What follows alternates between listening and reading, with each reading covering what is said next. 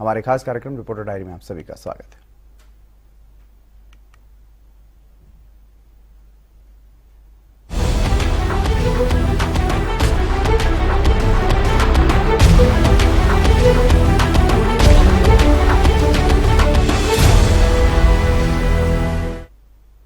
Reporter diary में सबसे पहले बात करते हैं बीजेपी की प्रदेश अध्यक्ष डॉक्टर अर्चना गुप्ता के फरीदाबाद दौरे की।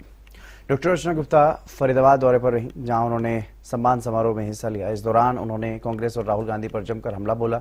उन्होंने राहुल गांधी की विदेश यात्राओं, कांग्रेस के कार्यशैली और हरियाणा की राजनीति को लेकर के कई आरोप लगाए। साथ ही बीजेपी कार्यकर्ताओं से मतदाता सूची अभियान में सक्रिय रहने की अपील भी की। बीजेपी प्रदेश अध्यक्ष डॉक्टर अर्चना गुप्ता ने आरोप लगाया कि राहुल गांधी विदेश दौरों के दौरान भारतीय जनता पार्टी और आरएसएस की आलोचना के साथ साथ देश की भी छवि खराब कर रहे हैं। उन्होंने कहा कि कांग्रेस का रवैया देश हित के अनुरूप नहीं है। संगठन को लेकर उन्होंने ये कहा, पिछले दिनों से जो गुटबाजी की खबरें बीजेपी में चल रही थी फरीदाबाद में, विशेष रूप से उसको लेकर उन्होंने कहा कि बीजेपी में मतभेद नहीं, केवल सामान्य मनभेद हो सकते हैं। उन्होंने कहा कि बीजेपी सरकार विकास कार्यों पर ध्यान दे रही है।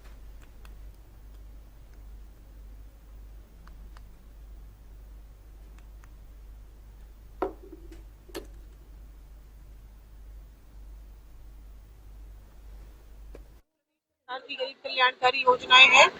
हमारे सभी कार्यकर्ता उन योजनाओं को जो है वो नीचे तक, घर घर तक पहुंचाने का काम करें और जो पात्र हैं, जो उस योजना के लिए पात्र है, उनको उन योजनाओं का लाभ दिलवाने में मदद करें। संगठन और सरकार साथ ही साथ जो बड़ी शक्ति, आज भारतीय जनता पार्टी का परिवार बड़ा हो चुका है, लेकिन इसको और एक्सपेंशन करने की जरूरत है।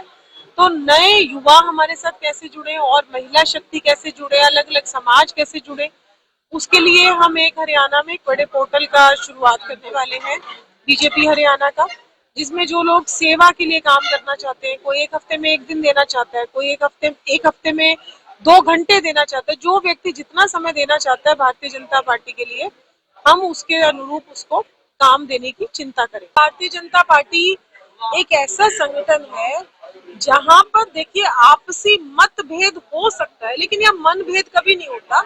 और जितने भी हमारे कार्यकर्ता हैं, आज हमारे यहाँ से केंद्रीय मंत्री आदरणीय कृष्णपाल गुर्जर जी, जिन्होंने जिला अध्यक्ष से लेकर प्रदेश अध्यक्ष तक अलग अलग दायित्वों पर काम किया।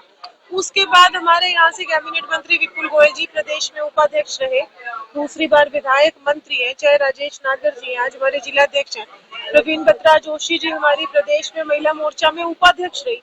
तो जितने भी कार्यकर्ता हैं यहाँ पर, सभी भारतीय जनता पार्टी में अलग अलग संगठन में अलग अलग दायित्वों पर वो काम कर चुके हैं और वो सब मूल रूप से भारतीय जनता पार्टी के कार्यकर्ता हैं। तो इसलिए कभी कोई छोटा मोटा किसी बात पर मनभेद हो सकता है, लेकिन कोई ऐसे, मैं ये कहूँ कि हमारी पार्टी में कोई फूट है या कुछ ऐसा कुछ भी विषय नहीं है। और जब परिवार बड़ा होता है तो हल्का फुल्का आपस में हल्के फुल्के डिफरेंसेस हो सकते हैं, लेकिन एज ए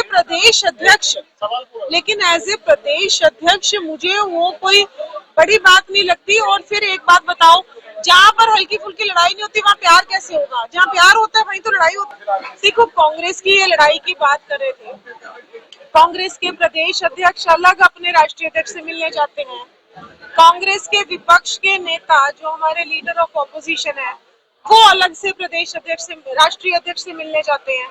उसके बाद वो अलग चिट्ठी जारी करते हैं और वो अलग चिट्ठी जारी करते हैं। फिर उनके विधायक और उनके नेता ये कहते हैं कि अनुशासन की चिट्ठी क्यों जारी करी? अगर आपने कोई अनुशासन का पाठ पढ़ाना था तो हमें अकेले में मिलके बता देते। और जिस पार्टी का हमारे कार्यकर्ता ने पार्टी के प्रदेश अध्यक्ष को इसी लोकसभा में हराने का काम किया, आपने देखा ना कि पार्टी के प्रदेश अध्यक्ष को इसी लोकसभा में हराने का काम किया। तो एक मजबूत संगठन है। और सबसे बड़ी बात, हमारी पार्टी का कार्यकर्ता प्रधानमंत्री से लेकर पन्ना प्रमुख तक एक विचार के साथ खड़ा है। जो लीडर ऑफ ऑपोजिशन है, जब उनका बेटा राज्यसभा में सांसद है तभी उसी को लोकसभा लड़ानी है, और आगे प्रदेश में मुख्यमंत्री बनने के लिए धरती भी उसी के लिए तैयार करनी है। आज हमारी बड़ी बहन है शैलजा, वो उनको नजर नहीं आती एक महिला, लेकिन कभी उन्होंने उनको बढ़ाया क्या? हमेशा उनकी काट करी। तो ना कांग्रेस में किसी कार्यकर्ता को सम्मान मिलता है, ना कांग्रेस में महिलाओं को सम्मान मिलता है। हरियाणा बीजेपी प्रदेश अध्यक्ष डॉक्टर अर्चना गुप्ता का आज फरीदाबाद दौरा रहा, जहां पर उनका स्वागत समारोह आयोजित किया गया। इस स्वागत समारोह में तमाम जो फरीदाबाद के दिग्गज नेता हैं वो यहां मौजूद रहे और सबसे बड़ी बात, खास बात फरीदाबाद के अंदर ये रही कि आज तमाम जो नेता, जो खींचतान की बातें सामने रहती थी बीजेपी की, वो सारे के सारे नेता एक ही मंच पर दिखाई दिए। चाहे कृष्णपाल गुर्जर की बात करें या कैबिनेट मंत्री विपुल गोयल की बात करें या फिर राज्य मंत्री राजेश नागर की बात करें या अन्य विधायकों की बात करें, वो सभी के सभी एक सूत्र में बनते हुए दिखाई दे रहे थे। वहीं फरीदाबाद पहुंची डॉक्टर अर्चना ने साफ तौर पर कांग्रेस पर हमला बोला है। उन्होंने कहा है कि जिनका बेटा पहले राज्यसभा में सांसद था, फिर लोकसभा के लिए जो है उनको ही टिकट दिलवा दी गई, लेकिन उनको बहन कुमारी सैलजा जो है कहीं दिखाई नहीं देती है, ऐसा दावा उनकी तरफ से किया गया। तो कहीं ना कहीं कांग्रेस पर कटाक्ष किया कि वो महिलाओं को आगे बढ़ाना नहीं चाहते हैं, जबकि बीजेपी में लगातार महिलाओं के विकास के लिए काम किए जा रहे हैं, महिलाओं को अग्रणी लाने के लिए कार्य किए जा रहे हैं। अयोध्या में हुए चंदा चोरी के मामले में भी उन्होंने कहा कि किसी को 1 रुपया भी प्रधानमंत्री नरेंद्र मोदी खाने नहीं देंगे, 1-1 रुपया उनसे वसूल किया जाएगा। फरीदाबाद से हरियाणा न्यूज के लिए राजेंद्र दैया।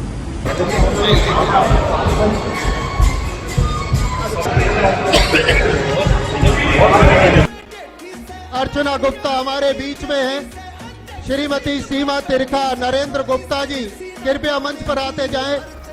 श्री टेकचंद शर्मा जी कृपया मंच। हरियाणा अध्यापक का पात्रता परीक्षा यानी एस्टेट का आयोजन प्रदेश भर में शांतिपूर्ण तरीके से संपन्न हुआ है। प्रशासन की ओर से सुरक्षा और निगरानी के कड़े इंतजाम किए गए। दोनों दिनों में आयोजित परीक्षा में करीब 1,60,000 अभ्यर्थी शामिल हुए। एस्टेट के दूसरे दिन सुबह की शिफ्ट में केवल लेवल 2 की परीक्षा हुई और शाम की शिफ्ट में लेवल 1 की परीक्षा हुई और पहले दिन लेवल 3 की परीक्षा का आयोजन करवाया गया। वहीं दोनों दिनों में आयोजित तीनों लेवल की परीक्षा में कुल लगभग 1,60,000 परीक्षार्थियों ने हिस्सा लिया। परीक्षा केंद्रों पर सुरक्षा के व्यापक इंतजाम किए गए थे। सीसीटीवी निगरानी, बायोमेट्रिक सत्यापन और फ्लाइंग स्क्वाड की निगरानी में परीक्षा संपन्न करवाई गई। प्रशासन ने नकल रहित, पारदर्शी और शांतिपूर्ण परीक्षा करवाने के अपने लक्ष्य को सफलतापूर्वक पूरा किया।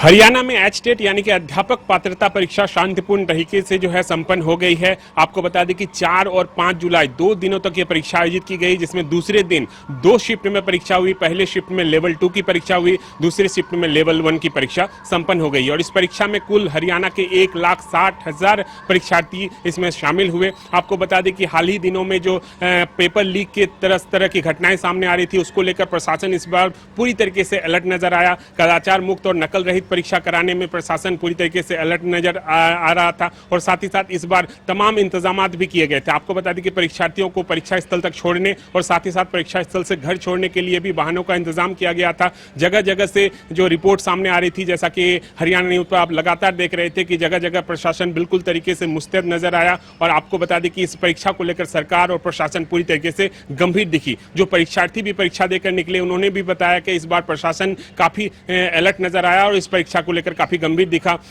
बारिश और धूप के कारण भी जो परीक्षार्थियों को किसी प्रकार की दिक्कत ना हो, इस बात का भी ध्यान रखा गया था। वाहन तो जगह जगह थे ही और साथ ही साथ प्यास लगने पर परीक्षार्थियों के लिए पानी की जगह जगह व्यवस्था की गई थी। तो कुल मिलाकर प्रशासन इस परीक्षा को गंभीरता से लेते हुए काफी मुस्तैदी के साथ संपन्न कराने में सफल हुआ है। इन 2 दिनों में जो परीक्षा जहां जहां भी आयोजित हुए हैं, वहां पर से एक रिपोर्ट सामने जो आई है, उसमें यह सामने आया है कि परीक्षा काफी शांतिपूर्ण और सफल तरीके से संपन्न हो गया है। कैमरामैन दीनदयाल के साथ मैं शशि शेखर, हरियाणा न्यूज के लिए। हरियाणा में मौसम ने एक बार फिर से करवट ली। कई जिलों में तेज हवाओं के साथ बारिश हुई और लोगों को उमस भरी गर्मी से राहत मिली। मौसम विभाग ने प्रदेश के 7 जिलों के लिए अलर्ट जारी किया था और 9 जुलाई तक बारिश का दौर इसी तरह से जारी रहने की संभावना है। हरियाणा के कई हिस्सों में रविवार को मौसम सुहावना रहा, तो कुछ जगहों पर जल भराव जैसी परेशानियों से भी लोगों को सामना करना पड़ रहा है।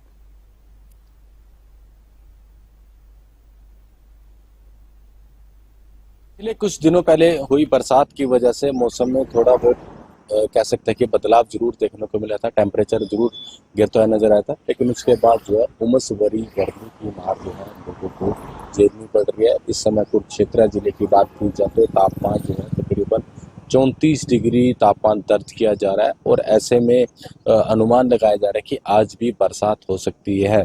तो ऐसे में अगर बरसात होगी तो लोगों के लिए जो है राहत भरी सांस मिलती नजर आएगी, क्योंकि अभी देखिए जो सुबह का समय है तो तापमान तकरीबन 34 डिग्री दर्ज किया जा रहा है और दोपहर तक ये तापमान जो है और भी बढ़ सकता है। और अनुमान जो लगाया जा रहा है कि आज बरसात हो सकती है।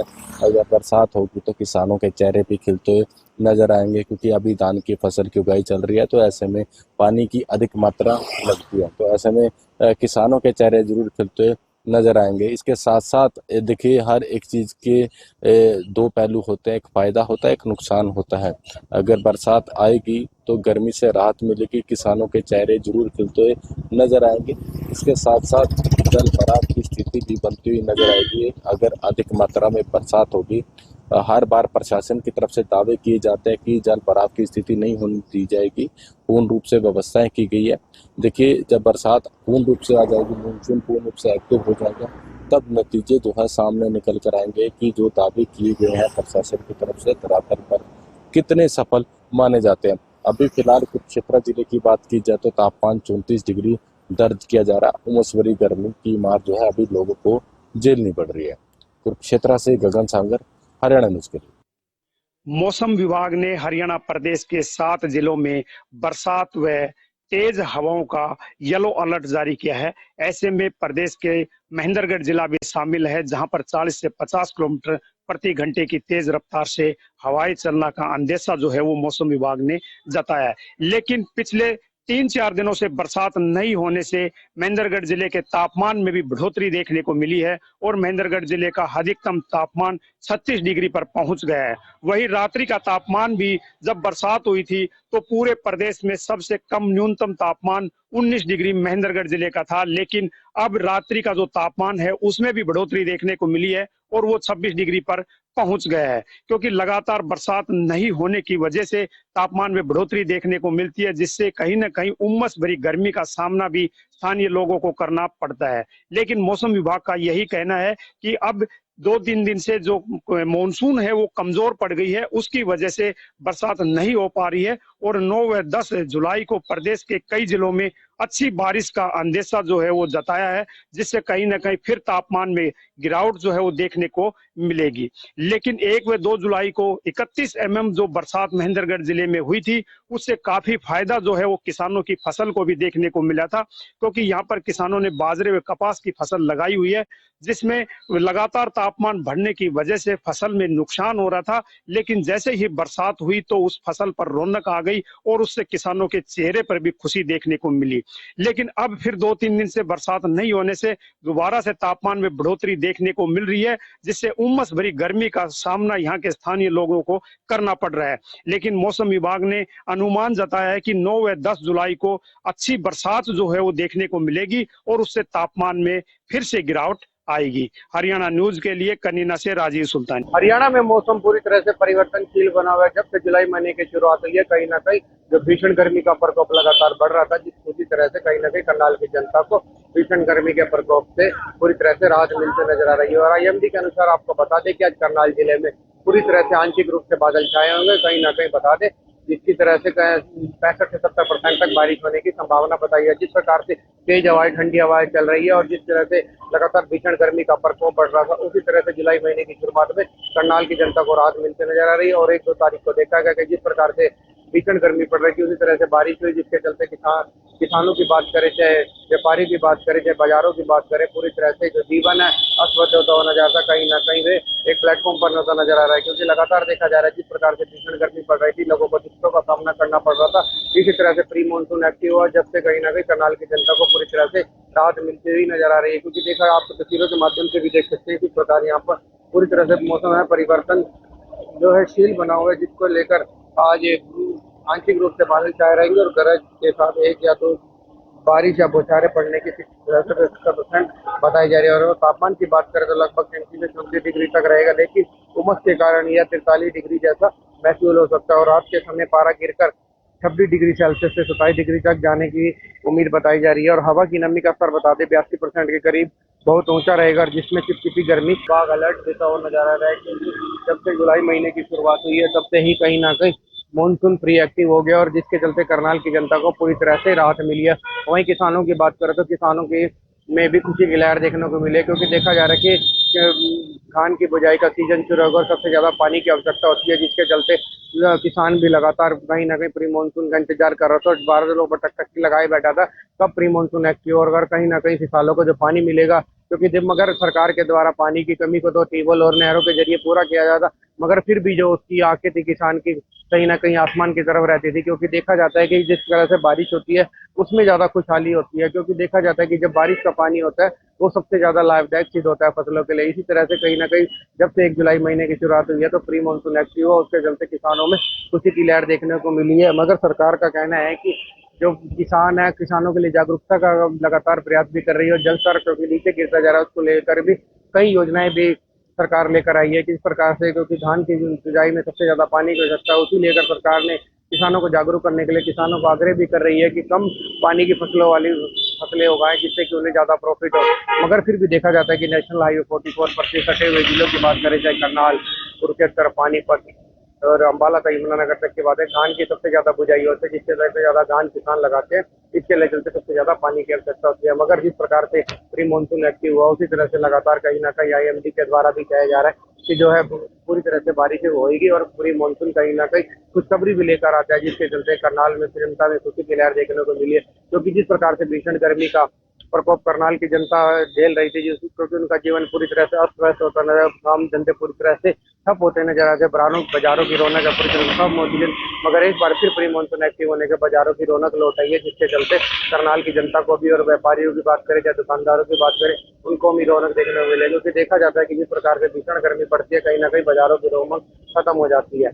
और स्वास्थ्य विभाग की बात करें स्वास्थ्य विभाग भी पूरी तरह से अलर्ट है, क्योंकि देखा जा रहा है कि जिस प्रकार से बारिश होगी कहीं ना कहीं जो पानी इकट्ठा हो उसके अलावा की कई टीमें भी गठित करी जाए, शहरी क्षेत्रों की बात करी जाए बात करें और लगातार जनता को जागरूक करने का काम भी कर रही है।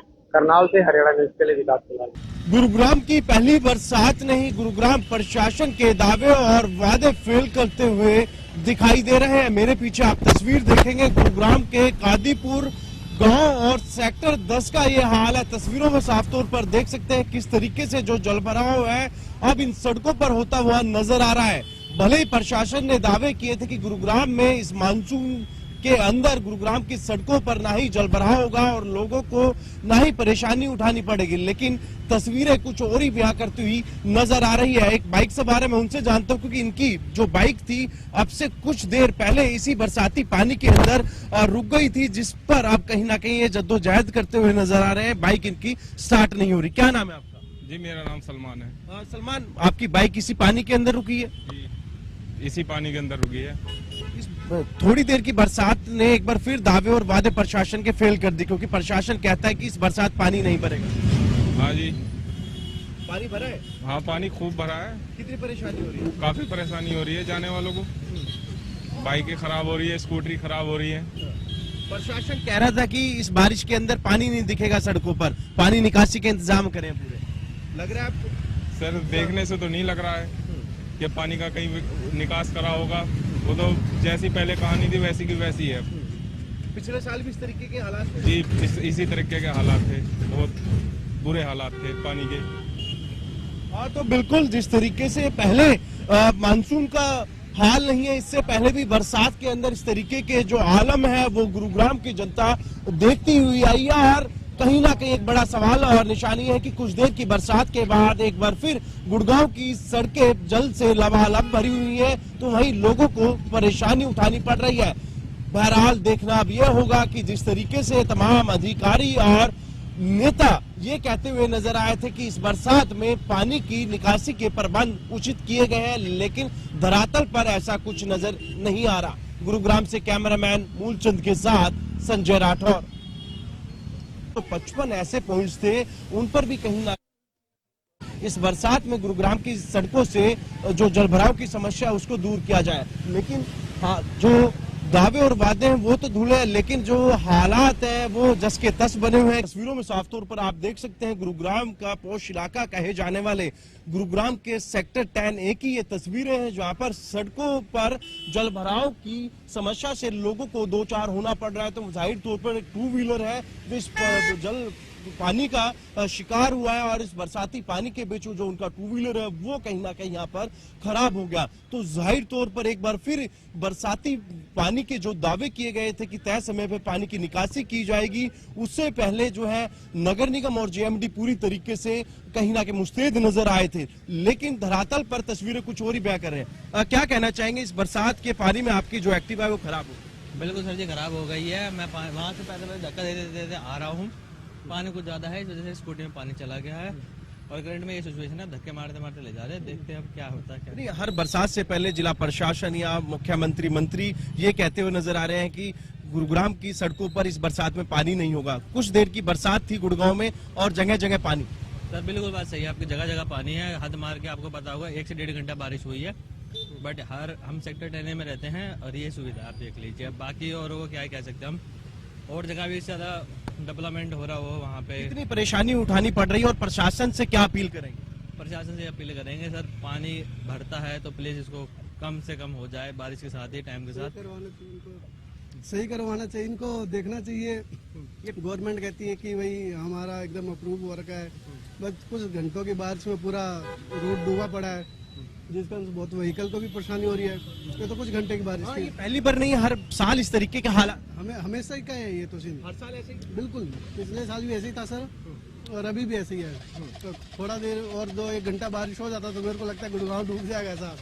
तस्वीरें आप देख सकते हैं किस तरीके से जद्दोजहद कर रहे हैं, एक्टिवा स्टार्ट करने के प्रयास कर रहे हैं, लेकिन वो स्टार्ट नहीं हो रही। तो जाहिर तौर पर आप देख सकते हैं लोगों के अंदर कितनी पीड़ा है, क्योंकि हर साल प्रशासनिक अधिकारी गुरुग्राम की जनता से दावे और वादे करते हुए नजर आते हैं, लेकिन बरसात के बाद वो दावे और वादे कहीं ना कहीं इस पानी के साथ धुलते हुए नजर आ रहे हैं। बहरहाल अब देखना ये होगा कि जिन अधिकारियों के ऊपर गुरुग्राम की जिम्मेदारी है, क्या उनके ऊपर अब सरकार कोई एक्शन लेगी, ये देखने वाली बात होगी। गुरुग्राम से कैमरामैन मूलचंद के साथ संजय राठौर।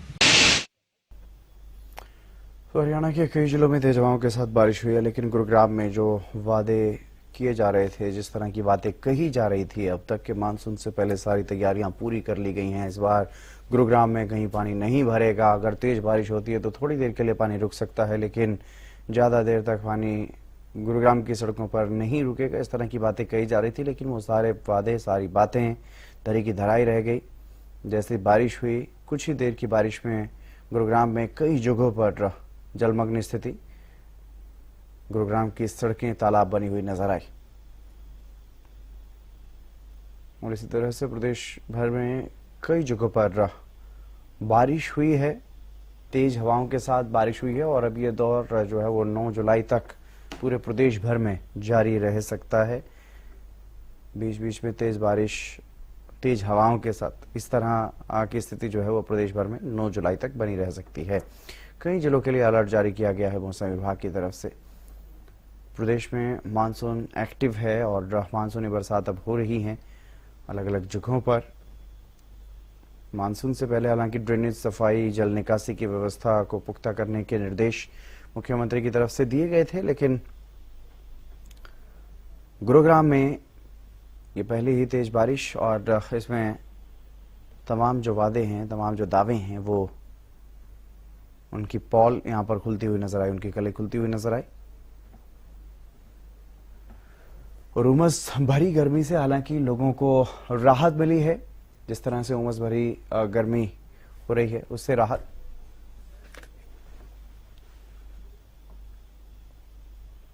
और चलिए, रिपोर्टर डायरी में बस इतना ही। नमस्कार।